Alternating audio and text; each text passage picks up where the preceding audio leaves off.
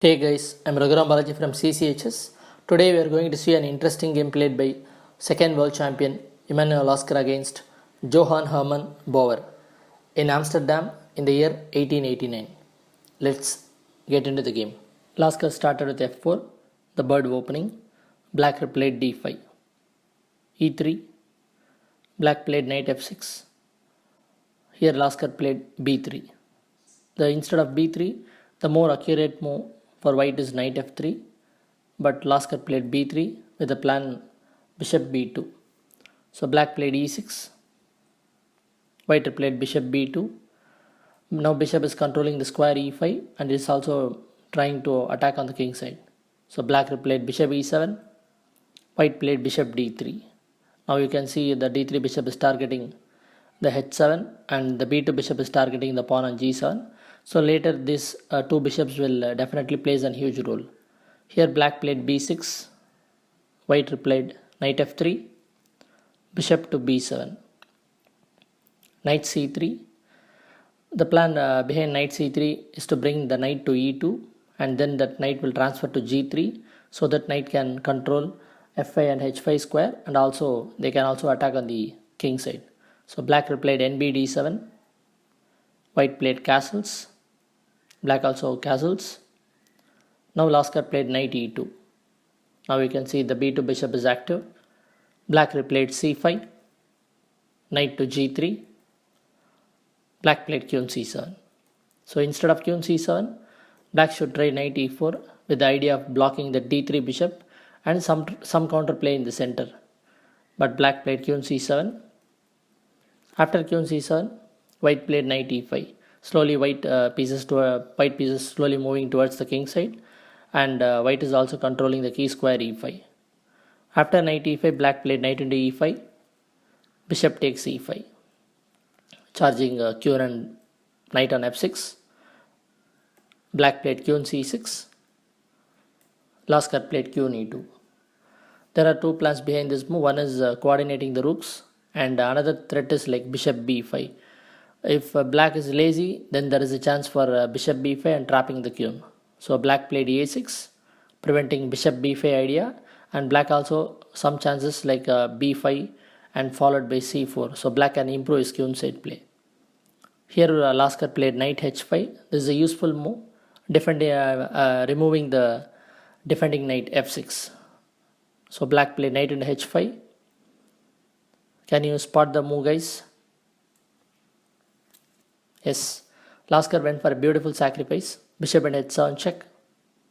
Instead of bishop and h7, if white tries like q and h5, then black can simply reply f5.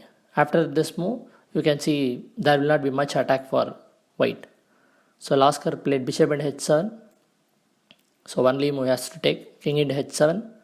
Now q and h5 check. King g8.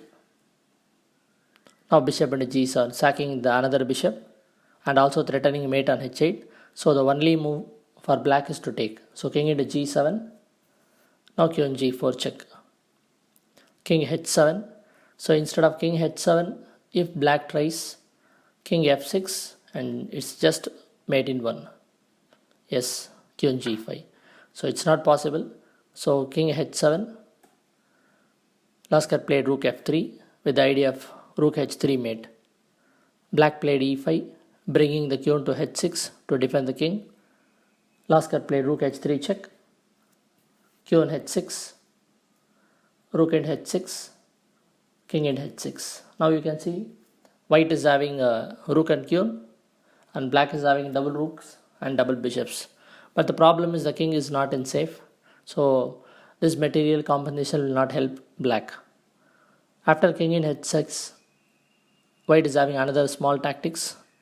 Q on d7, bishop to f6, q on to b7, king g7, rook f1, ra b8, q on d7 with the idea of q on g4. After q on g4, if black plays like king h7 or king h8, white can bring rook f3 and rook at h3 checkmate.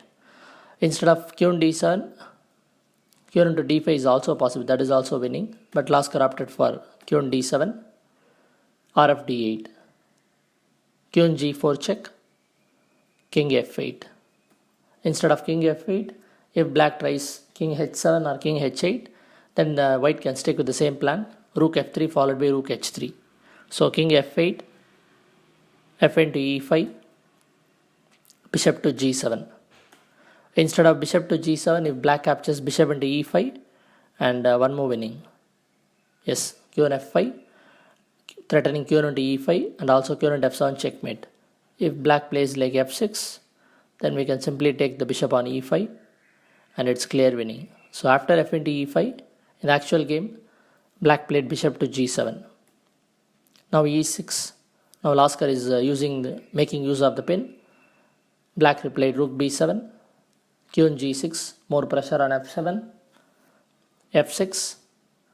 Now rook and f6, another beautiful rook sack, bishop and f6, Q and f6 check, king to e8, Q on h8 check, king e7, and Q on g7. After this move, it's clear winning for white.